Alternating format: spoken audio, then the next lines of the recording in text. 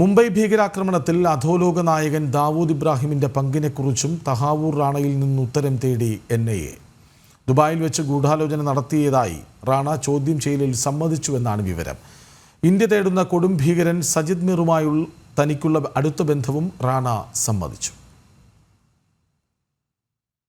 2008 നവംബറിൽ മുംബൈയിൽ നടന്ന ഭീകരാക്രമണത്തിന്റെ ഗൂഢാലോചനയിൽ ഡി കമ്പനിയും ദാവൂദും ഉൾപ്പെട്ടതായി NIA നേരത്തെ തന്നെ കണ്ടെത്തിയതാണ്. ഇതിന്റെ കൂടുതൽ തെളിവുകൾ റാണയെ ചോദ്യം ചെയ്തപ്പോൾ ലഭിച്ചതായാണ് സൂചന. വിവിധ ലോകരാജ്യങ്ങൾ ഭീകര പട്ടികയിൽ ഉൾപ്പെടുത്തിയ സജീദ് മീറാണ് മുംബൈ ഭീകരാക്രമണത്തിന്റെ പ്ലാനിംഗ് നടത്തിയത്.